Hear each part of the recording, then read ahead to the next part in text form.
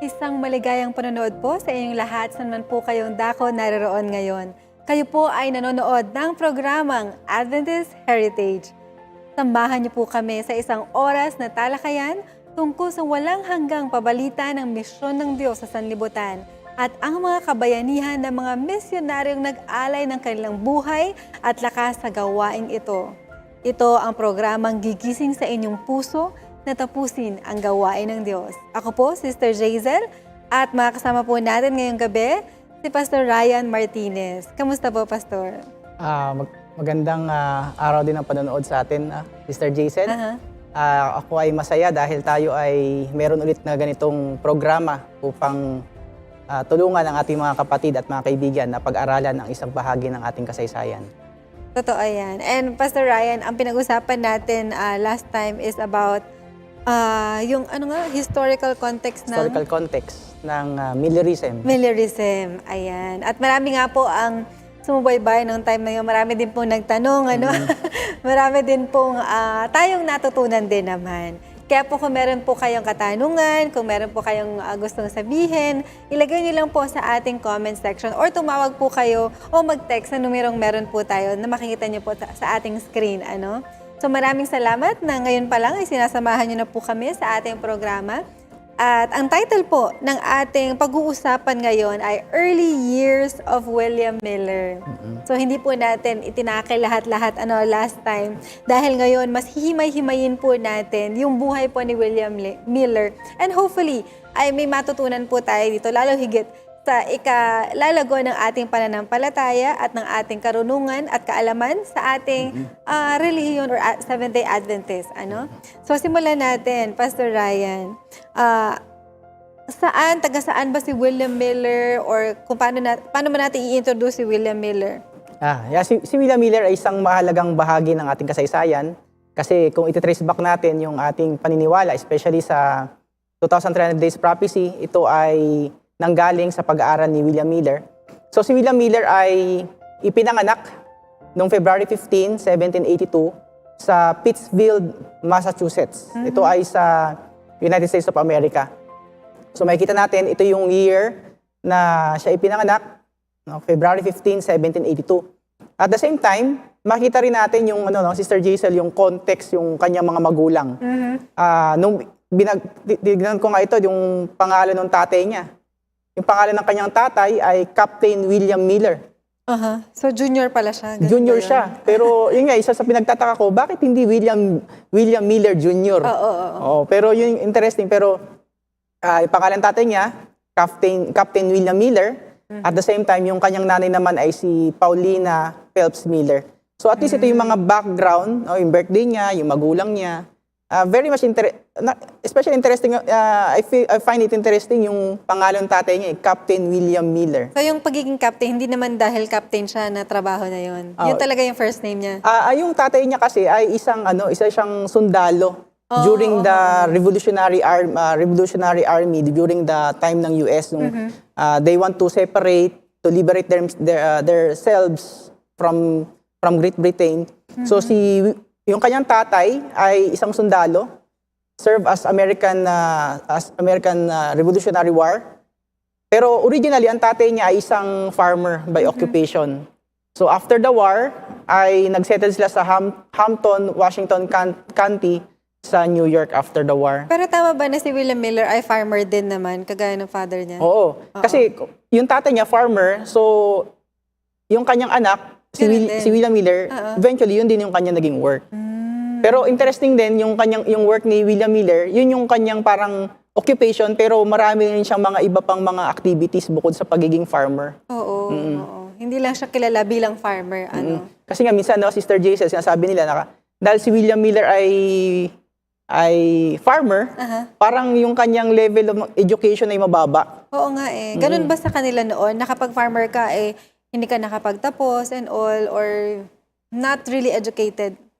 During that time, kasi during that time, wala naman silang college like na meron tayo ngayon, na high school. So sa kanila, si William Miller, although ang kanyang occupation ay farmer, pero siya ay well-educated. Okay? Well-educated siya in the sense na si William Miller ay mahilig siya magbasa. Yun. Isa siyang, sabi ko nga sa si William Miller ay isang bookworm. Isa siyang bookworm na siya ay self-studied. Kumbaga tinulungan niya yung kanyang sarili na mag-aral. Actually, meron siyang may mga interesting dito na mga books. Merong isang book na, yung first book na na-purchase ni William Miller, or binigay sa kanya ng tatay niya, yung aklat ni Robinson Crusoe. And yung first history na book ni William Miller. So, dito makikita natin si William Miller, mahilig siya magbasa. Buti may account tayo, Pastor Ryan, ng mga ganito, no? Kung ano yung binili ng libro, kung ano yung mga nabasa niya. Baka nga pati nung library niya po, may account tayo, ano? Meron tayong, may mga references tayo na meron siyang library. At the same time, meron din tayong account na, dahil mahilig siya magbasa, mismong yung mga kapitbahay niya, pinapayagan siya, pwede ka pa pumunta sa amin para makapagbasa ka ng aming mga aklat. Pinapahiram siya. Pinapahiram siya. Totoo. Yan si William Miller. So yun, yung isang book niya, yung kay Robinson Crusoe. At the same time, yung first novel na nabili niya nung siya ay 14 years old. Ito ay sulat ni Robert Boyle. The Voyages and Adventures of Captain Robert Boyle. Actually, itong book na ito, sinabihan siya ng tatay niya. Anak, wala tayong pera, pero kung gusto mo, magtrabaho ka ng ilang buwan, tapos yung perang maiipon mo diyan, ibibili kita ng libro na ito. Parang ang gandang training naman nun sa mga bata, sa mga parents po dyan. Why not po i-train yung mga anak natin na magbasa at mahalin ng pag-aaral, How about yung sa side ng mother niya? What can we learn, or ano bang background ng mother side niya? Yan. Isa rin interesting, interesting side ng kanyang nanay. Yung kanyang nanay ay si Paulina Phelps Miller. Si Paulina Phelps Miller ay anak ni Elder Nathan Phelps. Yung kanyang tatay ay isang prominent na Baptist pastor. Actually, yung kapatid din ni Paulina, si Elihu, ay isa ring Baptist pastor. So makikita natin yung background ni Paulina Phelps, dito nakuha ni Miller yung background ng pagiging Baptist. Kaya hindi malabo na isipin nila na pwedeng maging minister din si William Miller balang araw, Oo, kumbaga, yung kanyang lolo ay parang nagbigay nga ng prophecy. Hindi na actually prophecy, pero parang sinabi ng kanyang lolo na later on si Miller ay magiging kasangkapan ng Diyos. Meron din ganun. Opo. And that's very unknown to a lot of us.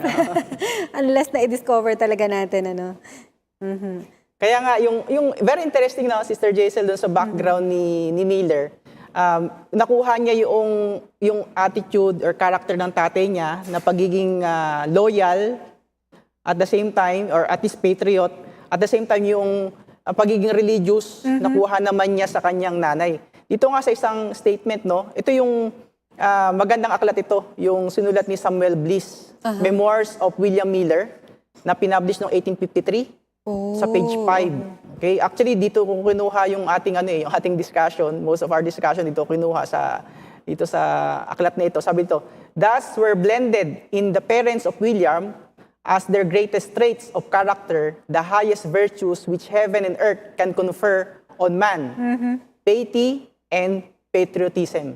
Wow. So, kumbaga si William Miller, ito yung mga character traits niya. Nakuha niya yung both sides, from father and to his mother. That's good. Both positive, di ba? Positive siya, oo. Kaya nakita natin who William Miller is. So, ano pa yung mga karanasan ni William Miller sa early childhood niya? Yes. Yun, dahil yung nanay niya, dahil nga yung nanay niya isang coming from the Baptist family, yung kanyang nanay, ang nagturo sa kanya paano magbasa. Kaya makikita natin dito yung kahalagahan nung magulang, especially ng nanay, to nurture at alagaan yung kanilang mga anak. Halimbawa dito sa isang bullet dito. However, his mother taught him to read, enabling him to study the Bible, the Psalter, and an old hymn book comprising the entirety of his father's library. when he eventually attended local common school. Oh, naalala ko tuloy si Timothy, ano. Siyempre, yung pinanggalingan ng mga missionary-minded na si Timothy sa mother niya and then sa lola niya and all. So, ang laking role po ng mga mothers, ano, in training and teaching our kids. By the way, Pastor Ryan, batiin muna natin yung mga mga sumusubaybay po sa atin ngayon.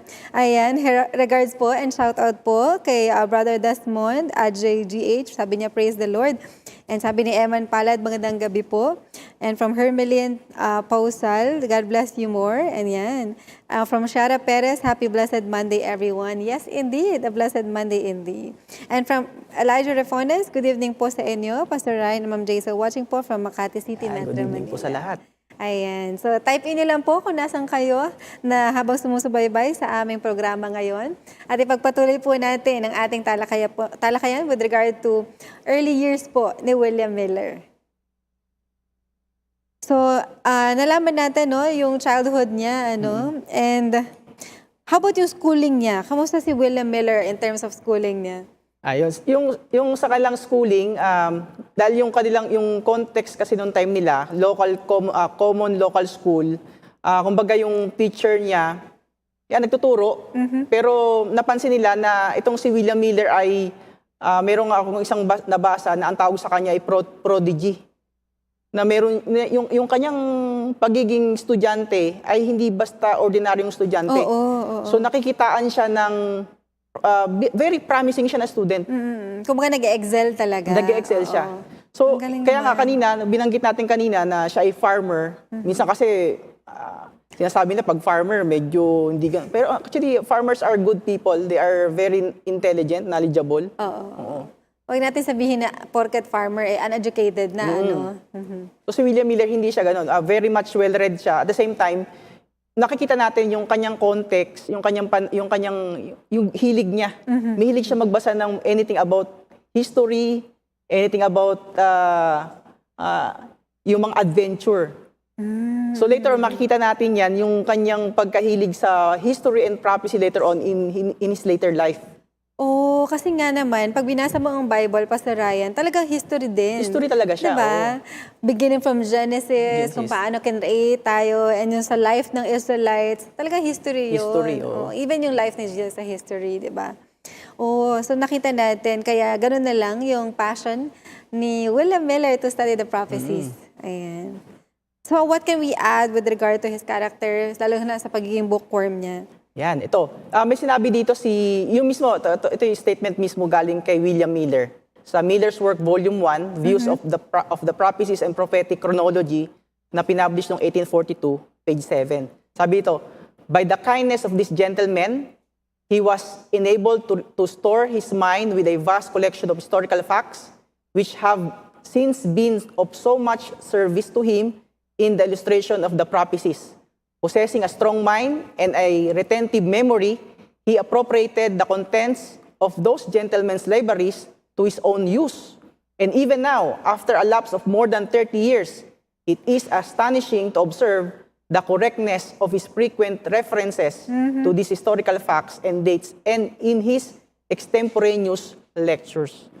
Ang galing, ano? Kakaiba pala talaga ang brain cells ni William Miller. Na sana maging ganun din tayo, ano? Siguro yung kung ibibigyan natin sa time natin ngayon, pwede nating masabi na si William Miller ay mayroong photographic memory. Yun, Although parang hindi ganun. naman sinabi sa kanyang account, pero sa description kasi lumalabas na para siyang mayroong photographic memory. Magaling siya mag-memorize and intindihin yung mga binabasa niya. Kasi nga naman, kung mula pagkabata ka pa, Pastor Ryan, hilig mo na ang libro, no wonder, ano? Kaya nga, Sister Jason, meron ding isang account na dahil sa sobrang hilig niya magbasa, ang ginagawa niya, tulog na yung pamilya niya, tulog na yung kanilang family, ang ginagawa niya, bumabangon siya in the middle of the night para magbasa. At ang nangyari nga doon sa kanyang ginawa, yung tatay niya nagising at nagulat yung tatay niya kasi bakit mayroong nakasinding apoy? Pwede mag-cause yun ng fire. So nangyari, nakita niya si William Miller nagbabasa. So sabi niya kay William Miller, anong ginagawa mo dyan? Sabi niya, Dad, tatay, nagbabasa ako. So sabi niya, kapag hindi ka tumigil diyan, papaluin kita ng yung pamalo ng kabayo. Oo. So, pinatigil pa pala. Pinatigil siya kasi nga yung sa sobrang hilig niya magbasa, kahit gabi na, syempre during that time wala namang kuryente. Alam mo yun, ang ginawa nga doon, according sa historical account, kumuha siya ng stick. Tapos sinusunog yung stick para lang magkaroon ng ilaw. Ilaw, totoo. So, syempre, very dangerous yun nung panahon na yun. So, yung tatay niya, alimpungatan, niya, anong ginagawa mo dyan? Samantalang ngayon, puro gadget na tayo. Yun naman yung sa time natin ngayon, ang challenge naman sa time natin ngayon. Dahil may kuryente, marami sa mga kabataan, aminin naman natin yan, na nalululong sa gadgets, panonood ng ganito, ganyan. Imbis na pagbabasa ng talagang literal na aklat. So I think it's an encouragement sa atin na ibalik natin yung ganung passion na hard copy talaga ng aklat, yung binabasa at pinapabasa natin sa mga anak natin. Ayan. Kaya yun yung very interesting kay William Miller, yung kanyang side ng Earth. Parang meron pa dito tayo isang quotation, sabi ni by Samuel Bliss. Tama ba? Samuel Bliss. Ayan. Sabi po dito, he possessed a strong physical constitution, an active and naturally well-developed intellect, and an irreproachable moral character. He had appropriated to his use and amusement the small stock of literature afforded by the family while a child. He had enjoyed the limited advantages of the district school, but a few years before it was generally admitted that his attainments exceeded those of the teachers usually employed. Grabe yun. Kung talaga nagbabasa ka kasi, alam mo yun, kung mahilig ka talaga magbasa, hindi po imposible na maging kagaya ng intellect na meron si William Miller. Ayan. Kaya rin, sinabi rin dyan, sabi to, he had drunk in the inspiration of natural world around him and of the most exciting events in his country's history. His imagination had been quickened and his heart warmed by the adventures and gallantries of fiction, and his intellect enriched by history, and some of his earliest efforts with the pen, as well as the testimony of his associates, showed that his mind and heart were ennobled by the lessons, if not by the spirit and power of religion. So yan, so makikita natin si William Miller ay very much into reading and also with yung historical, yung history din na kanilang bansa during that time, Sister Jaisel. So fast forward tayo, kamusta naman yung marriage life niya? Or yung marriage niya, or married life niya? Yan.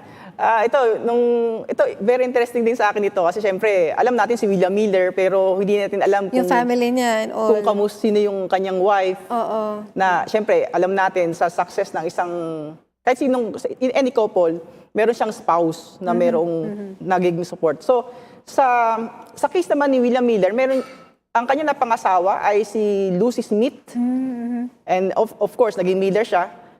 Ang kanyang asawa ay daughter ni David Smith na isa ring deacon. Deacon sa isang Baptist church sa Hampton, New York. So, makikita natin dito si William Miller ay isang Baptist. Yung kanya naging asawa ay anak ng isang Baptist deacon. And for me, yung very interesting dito, kinasal sila noong June 29, 1803. Si William Miller ay 21 years old at si Lucy naman ay 16 years old. Wow. Uso pala yun noon, Oo, bata. Early marriages. So, 21 tapos 16. 16, oo. Ngayon, parang inaabot na ng 40 yung iba bago magpakasal. Anyways, so makikita natin dito, parang same person attracts, parang ganun. Since pareho sila ng religious background, at the same time, siguro nagkakaintindihan sila in terms of intellect and knowledge and yung pagkakaalam nila with their beliefs, So, naging sila. And imagine, so young, grabe. 16. Pero siguro, I think it's normal naman sa kanilang time, nung time, panahon nila na 16 years old. Actually, sa Ellen White, ilang taon? 17? 17, Diba? teenager. Hindi na kailangan ng parents' consent. Hindi natin alam. Masasabi natin na, syempre nagpaalam naman yan. Hindi naman yan yung pakasal tayo, tinanan, wala naman silang ganung konsepto. So, may paalam pa rin siya. Actually, yung Smith tsaka yung Miller, according sa historical record, sila ay family friend. Oo, tingin ko nga ganun Family friend sila. Since nakikita na sila mula pagkabata sila, ganyan. No wonder, posible nga kahit maaga pa, nagpakasal na sila. So what happened next after ng marriage nila? Yun. After ng marriage nila, actually itong si William Miller, he is in the process of yung nag-iisip siya, is Christianity really true? Or is there a really better way of understanding the Bible? Kaya during this time, after ng kanyang marriage, si Miller, dahil mahilig siya magbasa, siya ay nagkaroon ng access. Dahil lumipat sila ng panibagong location, nagkaroon siya ng access sa mas malaking public library. At during this period, siya ay naging mas familiar sa mga writings nila Voltaire, ni Hume, ni Paine, ni Ethan Allen at ng iba. Itong mga ito, sila ay mga deists. Deists, totoo, deists. Siguro sa mga kapatid natin, mga kaibigan na nanonood ngayon, ano ba ang ibig sabihin ng deism? Yeah, you could tell it again. So yung deism, naniniwala sila na mayroong Diyos na lumikha ng langit at ng lupa. Pero yung Diyos na ito ay matapos niyang likain yung mundo natin, sila ay lumayo. Yung Diyos ay lumayo, pumunta sa ibang lugar, pinabayaan niya na tayo. So ibig sabihin yung Diyos na ito, siya ang lumikha, pero siya ay nawala. So possible din, Pastor Ryan, na hindi rin sila naniniwala sa prayer and sa power of prayer kasi sino pa kakausapin nila kung malayo na ang Diyos? Actually, hindi sila naniniwala sa miracle. Yun. Ang miracle ay hindi tugma sa natural laws. Oo. So tingin ko pati prayer hindi sila naniniwala sa Oo prayer. nga eh, totoo. So yun yung background ni... Tsaka at the same time, yung deism, ito ay nakakonekta dito sa konteksto ng enlightenment, yung reasoning. Kaya nga tayo bilang mga Adventist, yung isa sa nakuha natin kay William Miller, yung emphasis natin sa reasoning. Kaya nga during the Sabbath School lesson, di ba? Makikita natin sa Sabbath School lesson, may mga discussion. Ito.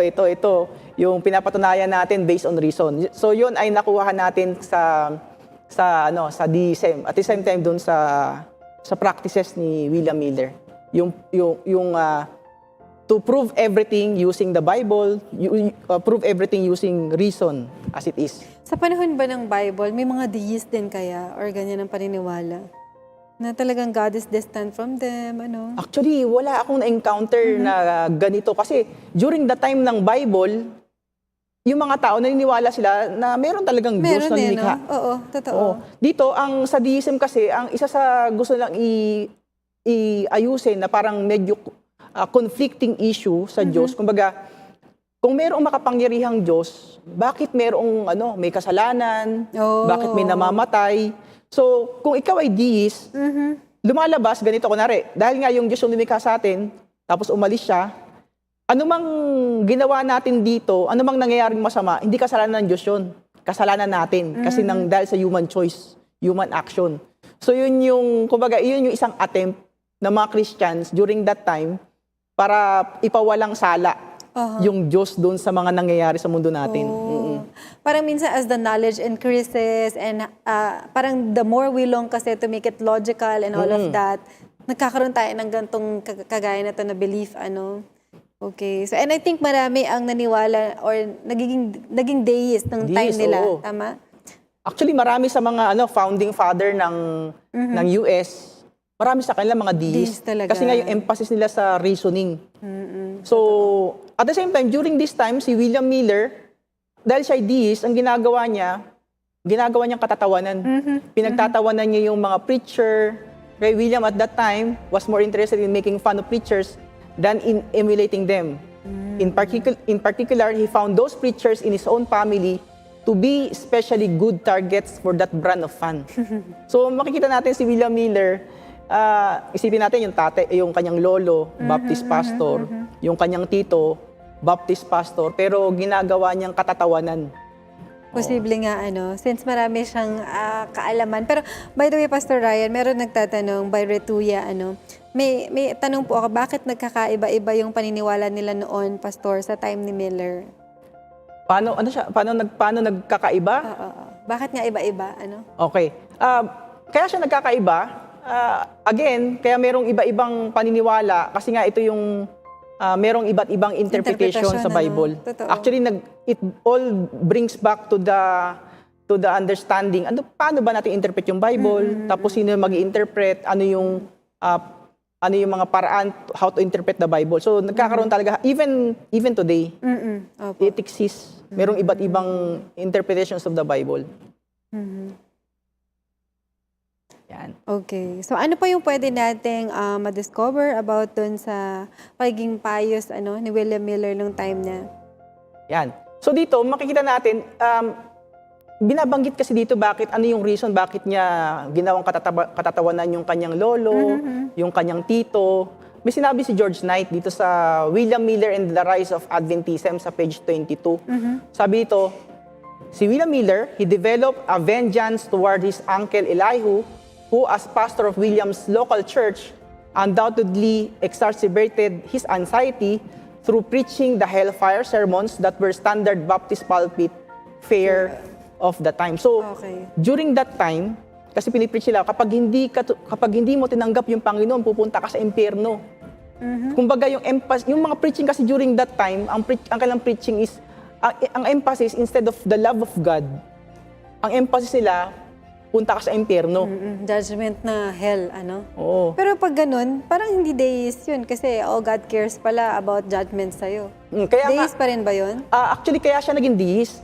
Kasi hindi niya ma-reconcile yung paanong sinasabi natin na merong Diyos ng pag-ibig, pero at the same time, yung Diyos na ito hellfire. ay paparusahan ka pag nag-disobey ka. So sa kanya, hindi niya ma-reconcile yung identity na ganun. Kaya para sa kanya,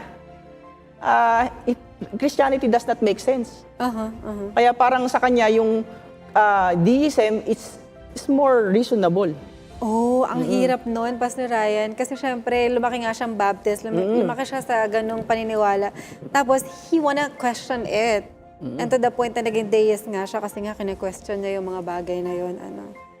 So, at times yung mga ganun, mga kaibigan, mga kapatid, na nako-confuse tayo or natitrigger yung mind natin. Bakit ba ganun? Ano ba yun? Bakit ganun yung mga pangyayari? Or paano natin i-reconcile yung mga beliefs na ganun, To the point na sometimes we are led astray. Pero, I don't know kung ngayon ba natin sasabihin paano siya naging outside deist na, parang ganun. Yan, pwede rin naman, pwede natin diretso doon. Actually, para sa akin, yung kanyang pagiging, yung kanyang conversion from this going back to Christianity, I believe na merong impact dito yung prayer ng kanyang nanay. Kasi meron ditong isang account sa sinulat ni Samuel Bliss, sa page 29, sabi dito, there was more than one heart that was almost inconsolably afflicted by this conduct of Mr. Miller. His mother knew of it, and it was as the bitterness of death to her. Some of his pious sisters witnessed with tears his improprieties. And when his mother spoke of the affliction to her father, Phelps, he would console her by saying, "Don't afflict yourself too deeply about William.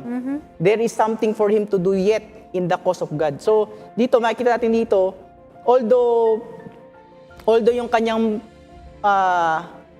si William Miller, pinukutsa niya yung kanyang lolo, yung kanyang nanay ay umiiyak.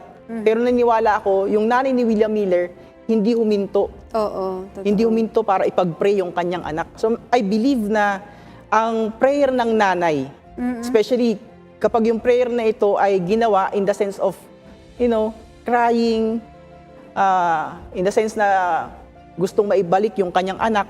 Kaya malaki yung role actually malaki yung role ng nanay Sister Jaisel sa magulang. Hindi lang dun sa understanding ng Bible, reading of the Bible, kundi even the conversion of the children. Napakalaki ng role ng nanay. So imagine yung pain na naramdaman ng mother dahil naging deist yung anak niya. Kaya gano'n na lang na she's passionate na talaga ipag-pray ay yung anak niya, which is si William Miller. So gano'n katagal siya naging deist? Naging deist siya for 12 years. At the same time, yung si William Miller, hindi lang siya 12 years naging deist, but at the same time, siya ay naging member siya ng Mason. During that period, he became a member of the Masons, advancing to the highest rank available. At the same time, si William Miller ay active din sa politics. Actually, siya ay local member siya ng Jeffersonian Democrat. Oh, so parang hindi na ako naniniwala na farmer siya. Oo. Kumbaga makikita natin dito So si... hindi lang talaga siya farmer, ano? Oo. Makikita natin si William Miller ay very diversified yung kanyang talent, yung kanyang character. And yung saklaw niya, ano, hindi lang siya, field lang yung saklaw niya, ano, at ito lang ang ginagawa niya. Oh, naging sa politics din pala. Kaya ano rin ako, very thankful din ako dito sa ano natin, sa discussion natin ngayon. Kasi merong mga aspect sa buhay ni William Miller. Alam natin, ano siya, farmer siya, alam natin, siya yung ginamit ng Diyos to interpret the 2,300 days prophecy. Pero there is something na meron pa palang, kaya maintindihan ko na ngayon, bakit ganito siya magsalita, bakit ganito yung conviction niya. Kasi meron pala siyang background. Oh, that's the point, Pastor Ryan. Ano? Kaya pinag-aaralan po natin yung pinanggalingan niya and kung ano pa yung mga, yung context ng buhay ni William Miller. Oh, that's good to know po. So, ano pa po yung nangyari since kilala pala siya, Meron pala siyang public life, So, ano pa yung mga Tapos nangyari? dito, meron ding isang account na coming from another people tungkol sa kanyang character dito sa sinulat ni Samuel Bliss sa page 22. Sabi dito, one of these was the Republican, kaaway ng Democrat. So may Republican-Democrat. Pero yung Republican-Democrat today, hindi yan yung Republican-Democrat noong time na yun. Although they have the same name. So dito, one of these was the Republican and the other, the Federal. Another party rin siya, Federal party rin siya. Lawyer of the place. So much business from the lawyer of the party opposed to Mr. M, which is Miller, corroborates the statement we have heard as having been made by that official, that Mr. Miller was the only honest Democrat he knew. Indeed, in the various civil offices, he was called to fill constable, sheriff, and justice of the peace. He appears to have sustained an unimpeachable character and to have given the highest satisfaction. So statement ito coming from people of different persuasion. Nakita nila si Miller, siya lang yung sinasabi na the only honest Democrat he knew. Grabe, Oo. And not everybody knows that, diba? Since hindi nga natin alam na meron pala siyang ganong katatayuan in terms of the community, And it's good to know para sa atin na he stand, faithful sa kung anong alam niyang tama. Even sa kanyang... Yun yung makikita natin sa buhay niya. Kung ano yung tama, gagawin niya yun. Okay. So ano pa yung mga public office that he had? Yan. Binanggit natin kanina yung kanyang pagiging constable, yung kanyang public life. Siya ay naging constable before 1809. Ano pong ibig sabihin ng constable? Itong constable, sila yung kumbaga, sila yung nagbibigay ng warrant. Kunwari, yung sheriff, yan yung pumipirma ng warrant, yung constable, yan yung magbibigay. Yung parang sila yung nagdi-deliver. Sila yung nagdi-deliver ng warrant of arrest, mga ng korte. So parang lawyer or judge, nagja-judge, ganyan? Si Miller ay worker ng justice system. Oo, ganun. Kumbaga sila yung inuutusan na, okay, i-submit nyo itong subpoena na ito, itong warrant of arrest na ito, or itong warrant na ito dito sa isang taong ito. So siya yung inuutusan na gumawa nun. Kaya feeling ko tuloy, Pastor Ryan, nung nag-preach na si William Miller, maniniwala talaga sila kasi knowing his life, diba? And knowing yung authority na meron siya, bakit hindi? Kaya pala no wonder, ang daming naniwala talaga sa kanya. Yun yung sa akin very fascinating kaya mahalaga talaga na pinag-aaralan natin hindi lang yung tao, kundi yung saan ba siya talaga nanggagaling. Kasi pag nalaman natin kung saan siya nanggagaling, makikita natin, akala ko dati, pag nagsalita siya, konti lang yung nakikinig sa kanya. Hindi. Ito pala yung reason kasi mismong yung buhay niya, kilala siya ng mga tao, ito'y taong tapat, he knows what is right, he knows what is wrong. Totoo. Ito yung taong mahilig magbasa. So talagang no wonder, ganun talaga yung kanyang... Yung credibility niya. at the same time, yung reliability nung sinasabi niya because of who he is. So mga kapatid, mahalaga po pala na as we share the Word of God, as we talk about Jesus, binubuhay din naman natin kung ano yung sinasabi natin. Kumbaga nakikita sa buhay natin, kung ano yung pinipreach natin. Kagaya din naman ang ginawa po ni William Miller. So we also learned that from him. Ano pa po yung mga naging livelihood o trabaho po ni William Miller? Yan. ito, nung especially during the war, kasi nagkaroon ulit ng war kasi, War of 1812. Aha. Naging militia captain siya noong 1810. So he was appointed as captain ng Vermont Militia. So makikita natin ito yung leadership quality ni Miller. At the same time, pagdating noong 1812 to 1815, siya ay nag-serve as lieutenant ng US Army during the War of 1812. Siya ay nag-participate sa Battle of Plattsburgh noong 1814, which is a key American victory against the British. Itong Battle of Plattsburgh, ito yung dito yung titrace back niya yung kanyang conversion later on. Then, at the same time, noong 1815, siya ay naging Justice of the Peace. So, naging justice siya. Kumbaga parang siya yung nagbibigay ng ng hatol. Kunwari, mayroong mga pagkakagulo, di pagkakasundo. Siya yung nagbibigay ng judgment. Oo. At the same time, from 1816 to 1830, naging town official siya. Naging opisyali siya ng kanilang lugar. So, nagkaroon siya ng iba't ibang local civil roles like tax collector, town constable. So makikita natin dito na si Miller, he remained a respected figure in local governance throughout these years. Wow. Pero alam mo, magandang point yan, Pastor Ryan, yung yung reflection niya during the war with regard to who God is, Doon sa war na yon, actually, yun yung kanyang turning point. Kasi nga, siya hindi siya maniwala na mayroong miracle. During that time, mayroong isang account na bakit ganon na siya ay, yung kanyang mga kasama, siya ay namatay, pero hindi siya namatay. Na-save siya. So parang hindi niya ma-reconcile na kung totoong may Diyos na malayo, bakit buhay ako? Oo, bakit siya naligtas? Bakit siya naligtas? Oo, in spite na, ang war talaga, delikado. Anytime you can die talaga. Wow, that's a good testimony. I think pag-aaralan natin yan next time, next tama? time, pag-aaralan natin siya. Okay. Mayroon lang isang tanong, Pastor Ryan, si Miller ba ay pastor o layman? Ano ba talaga siya? Kung i-consider natin. Si Miller, kasi sa term natin kasi pag sabing layman, hindi siya worker ng church. Pero si Miller, sa time na yon, siya ay pastor. Hindi siya basta layman sa terminology natin, sa time natin ngayon as an Adventist. Siya ay isang Baptist minister. Siya ay pastor. Oh, okay. That's good to know. Meron po nag-comment dito by Marco de Mapile. Sabi niya, thankful pala ako sa prayer ng mama ko kasi si Papa ay hindi Adventist at ang mama ko lang ang Adventist. Ngayon ay maging isang Bible worker at isa sa ginamit ng Panginoon sa aking Papa. Kaya ngayon, kasama na namin si Papa mag-church. Praise the Lord. Totoo yan, Thank you for sharing your testimony sa atin. Let us continue, So, ayan, ang dami na niyang naging offices, di ba? Finally, nung mga later years niya, na si William Miller?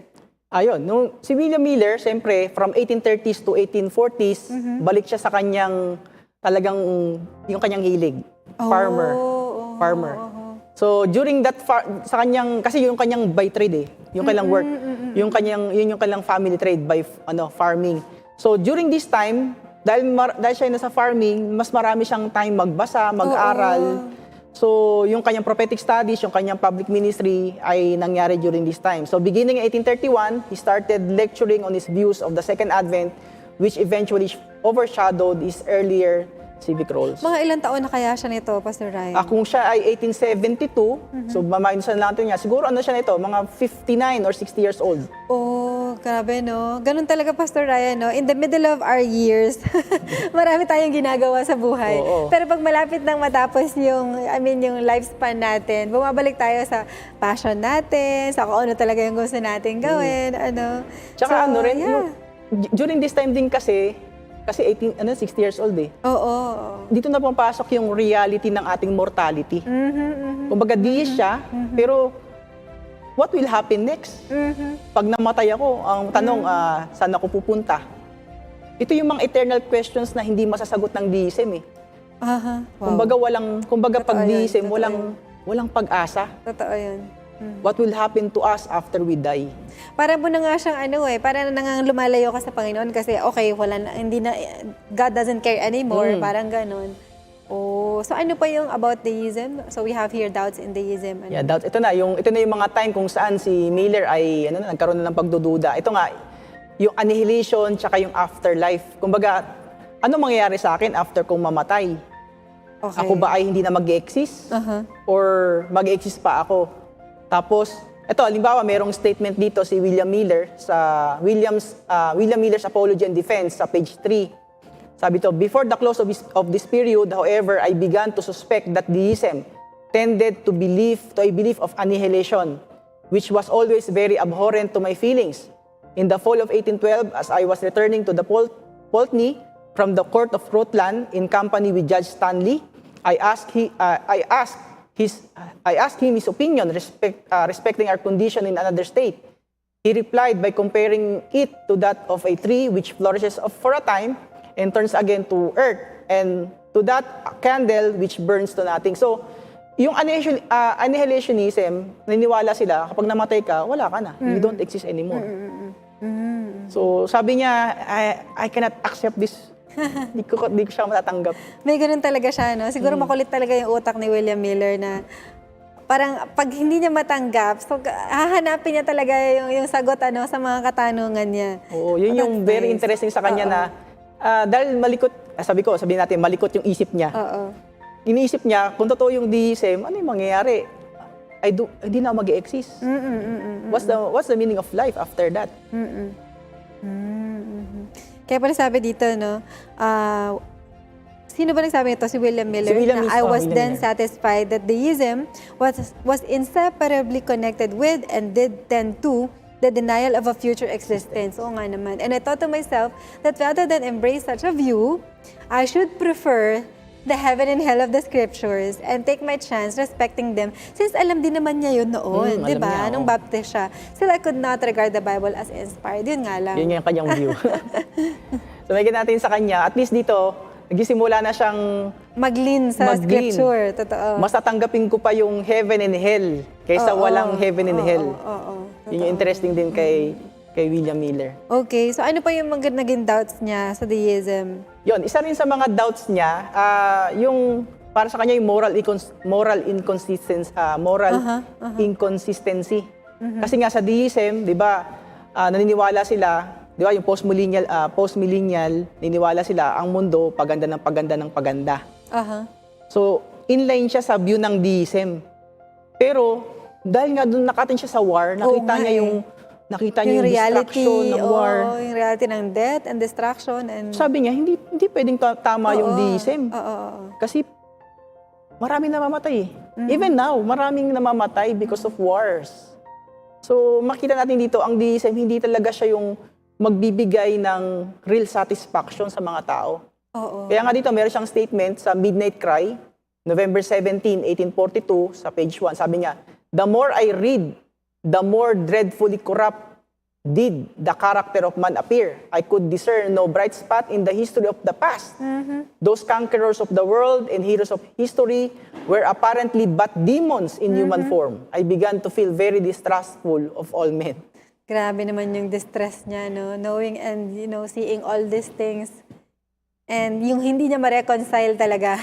Yung belief niya sa deism with what he is seeing. Yun yung medyo mas mahirap din sa kanya, Ayan. Kaya makikita natin dito, yung deism, maganda siya sa paper. Okay, oo. Kumbaga sa theology, maganda siyang basahin. Pero ano yung practical talaga nito? What is really happening in the field? So nakita niya, ang deism, it does not give comfort tsaka ng hope. Hopeless talaga. Kaya nga, during this time, si William Miller, the same time, dahil nakita niya nga yung destruction ng war, mas naramdaman niya yung reality ng kumbaga hindi tama yung deism nung yung death nangyari na sa mismong family niya. Oh, grabe. Oo, dito, kunwari, So, hindi lang sa war, even nung sa family niya na Kaya sabi dito ni George Knight sa William Miller and the Rise of Adventism, page 26, Miller's war years will bring his deism to crisis in both areas of his discontent. For one thing, the conflict brought him face to face with the reality of death. On the civilian front, December 1812, saw one of his sisters and his father die within 3 days of each other. Wow. So, ibig sabihin, namatay yung kanyang kapatid. After 3 days, namatay naman yung tatay niya. naman niya. Saklap naman nun, diba? So, syempre, makikita natin dito, kung pag namatay tayo, tapos wala na tayo, we do not exist anymore. Ang hopeless nga. Hindi ko na makita yung kapatid ko. Totoo. Hindi ko na makikita yung tatay ko. And to think nga kasi Pastor Ryan, alam niya naman kasi yung nasa scripture nga. Kasi sinasabi yun sa Baptist, Tapos, tinatry niyang pilit paniwalaan yung deism. Kaya lang nung namatay na nga yung parents niya at yung mga kasamahan niya na soldiers, ang sakit kasi. Oo. Iba yung pain, lalo na pag wala kang hope as a deist, Kaya ganun na lang yung nangyayari sa kanya. Sabi nga doon, 'di ba, kay George Knight na book, Beyond Family Deaths, the war years made Miller face up to death in a way he had never had to before. The brutal fact of death forced him to contemplate his own mortality and its meaning. Yan. Napakahalaga nun, na we contemplate on our own mortality at anumang kabuluhan o kahulugan ng buhay natin. Ayan. Kasi noong time na siya ay nagko-contemplate ng DSM, siya ay 20 years old. So makikita natin, even daw, marami sa mga kabataan natin, 20 years old, malakas tayo, akala natin kaya natin gawin lahat, kaya natin abutin lahat. Pero when you reach 40, 50, 60s, doon natin ma-realize na hindi tayo tatagal. There's an end for everything. Totoo. Pag bata-bata ka pa kasi, pwede mo sabihin, ay, di ako naniniwala dyan. Lahat naman kasi nangyayari on its own, parang ganun. Kahit wala ang Panginoon, feeling ko, nangyayari pa rin yung mga bagay-bagay sa mundo. Parang ganun. So they would defend, they would defend atheism in that way. Oo. And parang deist nga siya, Deist nga siya, oo. Na, naku, nilikha man to ng Panginoon, parang God doesn't care anymore, Nangyayari na yan as it is. Parang ganon. Well, in fact, at the end of the day, pag alam natin na malapit na yung buhay natin, mawala. Oo. Parang magtatanong na tayo, Lalo higit pag nalalapit na sa death na tinatawag. Ayan. Kaya yun yung very interesting kay Miller. At the same time, yung War of 1812, kagaya na sabi natin kanina, yan yung kanyang turning point. Kasi merong isang event, habang kino-contemplate niya kung ano yung nangyayari during the War of 1812. Sabi nga dito ni George Knight, sa William Miller and the Rise of Adventism, sa page 27. Okay? Meanwhile, the Battle of Plattsburgh in September 1814 led Miller to question a third deistic doctrinal pillar, the non-intervention of God in human affairs. In that battle, an American apology for an army made up 1,500 regulars and 4,000 volunteers meet and defeated 15,000 crack British regulars, some recently having been victorious over Napoleon. So, dito, sinasabi dito, yung nakalaban nila Miller, mga veterans yan nung Napoleonic War. So, ibig sabihin, compared sa kanila, mga bagito sila. Totoo. Tapos yung kalaban nila, mas marami, mas veterano, pero nakita niya, paano tayo nanalo? How come nanalo tayo sa war na ito? So sabi niya, nagkaroon siya ng contemplation na yung war na ito ay hindi war na dahil sa sarili nating effort, kundi makikita natin dito na mayroong Diyos na gumagabay sa atin. Okay, so na-question niya yung hope of an afterlife, saka yung human goodness, Tapos this time naman yung pag-intervene ng Panginoon, yung intervention ng Panginoon sa buhay natin. Which is, I believe tayo na mga nakikinig kayo, in one way or another, na-experience nyo yung Panginoon sa buhay nyo. So meaning, that's God's intervention sa buhay nyo. And that's parang proof or evidence na buhay ang Diyos, di ba? And He's concerned to us. And yun, naranasan din niya ngayon. Ayan. Kaya dito, merong yung last statement ni William Miller sa William Miller's Apology and Defense, page 4. At the commencement of the battle, we look upon our own defeat as almost certain, and yet we were victorious. So surprising as a result against such odds did seem to me like the work of a mightier power than man. Yes, totoo. Yan. Totoo. So, ito yung kanyang reflection. Kumbaga, nakita niya sa war, nakita niya yung destruction, yung death, nakita niya dito yung evilness ng human nature, nakita niya rin yung intervention ng Diyos. Kaya ito yung time na kung saan si Miller, yung War of 1812, ito yung naging kanyang turning point ng kanyang conversion, going back to Christianity. Kailangan pa palang dumanas siya ng war, para matapos yung 12 years na pagiging 12 deist, years. Minsan, ang sagot ng sa panalangin ng mga mothers ay drastic or tragic. Pero God has His own way, to turn our hearts to Him. At yun yung nangyari kay William Miller. Kaya nga sa'yo na mga na nakikinig ngayon, kung meron kang natutunan sa buhay o sa early life ni William Miller, i-comment mo na sa ating comment section so that we will also be blessed and we would know that. And gusto ko itang tanungin, Pastor Ryan, kung meron kang natutunan sa early life ni William Miller, ano yun? Yun, isa sa mga natutunan ko sa buhay ni Miller, isa siyang, sabi nga sa Bible yung mga bagay na natutunan niya, I do believe na yung tinuro sa kanya ng nanay niya sa Baptist heritage, nag-stick talaga sa kanya yun. Kaya kahit nung siya ay 20 years old na, nag-depart siya sa faith, Totoo. bumalik siya doon. Totoo. So makikita natin dito yung isa sa bagay na makikita natin sa buhay ni Miller, yung kanyang upbringing. Malaki talaga yung impluwensya ng nanay doon sa spirituality, sa character ng anak. At the same time, Pastor Ryan, yung background niya kasi, na talaga naman yung family ng mother niya, even yung family ng father niya, talagang solid sila in terms of piety nila sa church, sa pagiging Baptist nila. And one thing din kasi is talagang they study the Bible, they study the scripture, at yun din yung, they also base, their beliefs in the scripture. Ayan. Tsaka yung isang character din ni Miller, kasi nga meron siyang photographic memory, I do believe na Naaalala niya kasi naalala niya yun.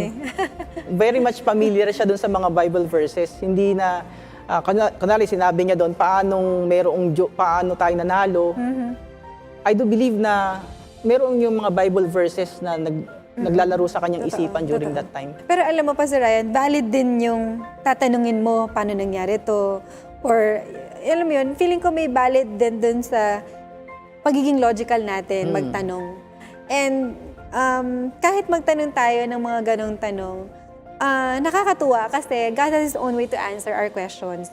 Especially pag talagang sincere yung searching natin for the truth, And nakakatuwa, meron dito, sabi niya, nag-comment, by Valones Joyce siya. Ngani baya buhay ang Diyos, hallelujah. Ano ibig sabihin nun? Siguro ito ay Cebuano. Oo, buhay talaga niya ang dito, Diyos. ang Diyos ay buhay talaga. Oo, hallelujah. Praise the Lord. Praise the Lord. Na God has His own way na ipakita sa atin na buhay akong Diyos. I could intervene in your life at pwede akong mangusap sa'yo bilang Diyos. And nangyayari din yon sa panahon natin ngayon. Kaya purihin talaga ang Diyos sa mga ganyang karanasan at naranasan din naman ni William Miller sa buhay niya. Kung ako tatanungin, Pastor Ryan, ano yung mga natutunan ko dito sa buhay ni William Miller? Una sa lahat, yung importance ng learning and ng growth, ng reading, especially ng physical books, ganyan. Although, meron din naman kasing books na hindi maganda di ba? Tapos na-addict kang basahin. Pero, kung ang leaning mo talaga ay nililid ka ng Holy Spirit to read yung mga books na maglilid sa'yo sa personal growth mo and sa spiritual growth mo, why not, di ba? So, I salute those people na talaga mahiling magbasa para sa ikalalago ng pananampalataya nila at ng personal nila, personal na buhay nila. That's also one thing na, yes, tama yun, na bata pa lang, dapat natuturuan na ng mga ganong bagay. Lalo higit, pag bata kasi mas receptive pa, Pastor Ryan, talaga, oo. Parang mas pa sila, sponge, kumbaga, na i-receive pa nila yung mga natututunan nila, mga naririnig nila, ganyan. Pero totoo yun, pag talagang 20s ka na, nagtatanong ka na nagda-doubt ka na, bumubuo ka na ng sarili mong paniniwala, Pero kung ano yung naitanim sa'yo, God has His own way para ibalik yon sa atin. Dumating ka ba sa ganung punto, Pastor Ryan? Siyempre. How was your childhood training at yung mga natutunan mo noon ng bata? Yeah, sa akin, siyempre, meron din akong although my mom is an Adventist, siyempre, nag-change siya ng lumaki ako sa aspeto na, kumbaga every night, bago kayo matulog, mom would always tell a story, Bible story. Pero hindi ako Adventist during that time. I came from a Roman Catholic, Pero yung family ko, background from my mother's side, mga Adventist sila. Kaya. Pero bihira kasi sa Roman Catholic din yung nagbabasa talaga. Yes. Diba? Pero since yung mama mo may ganung background, so binabasahan kayo ng Bible story? Binabasahan niya kami, kinikwentuhan niya kami. So, kaya nga looking back, ito nga, nare-relate ko sa buhay ni William Miller. syempre pag 20 years ago, malakas ka. Pero nung dumating yung time na, I do believe that mom's prayers are really powerful. Siguro hindi prayer ng nanay ko, pero pwedeng prayer ng lola ko, kasi lola ko Adventist eh. Kaya I believe in the resurrection. Kapag dumating si Jesus, makikita ko yung si lola ko. She will be surprised Oo. that I'm an Adventist and even a pastor. Praise the Lord, ano? Purihin ang Panginoon para sa mga nananalangin, para sa kanilang mga anak, para sa kanilang mga apo, para sa conversion ng mga taong mahal nila sa buhay o nakapaligid sa kanila. Kaya nga maraming salamat na sinamahan niyo po kami sa ating pag-aaral ngayon. At muli next week ay samahan po kami. Pero bago yan, invite po muna natin si Pastor Ryan to pray for us. Okay? Tayo po ay manalangin. Dakila't banal po naming Panginoong Diyos, sa oras po na ito, kami po ay nagpapasalamat sa inyo pong paggabay sa aming pong pagtalakay. Nawa po ang aming pag-aaral sa buhay po ni William Miller, simula nung siya po'y bata, hanggang sa siya po ay bumalik sa Kristyanismo, ay maging matibay po na alaala po sa amin na patuloy pong lumakad ayon po sa inyong panukala sa amin. Pagpalain po ninyo, Panginoon, sa oras na ito ang aming mga tagapanood at kaibigan sa pangalan po ni Jesus. Amen. Amen. So nawa lahat kayo ay maraming natutunan sa ating episode ngayon. And of course, gusto pa namin i-share sa inyo ang napakarami pa tungkol sa Adventist Heritage sa mga susunod pa na mga episode po natin. Kaya maraming salamat sa inyong pagsubaybay. Muli po namin kayong inaanyayahan na manood ng programang ito tuwing Lunes, alas 6 hanggang alas 7 po ng gabi. Dito lamang sa programang Gigising sa Inyo na makisangkot sa nagtatapos na gawain ng Ebanghelyo. Adventist Heritage.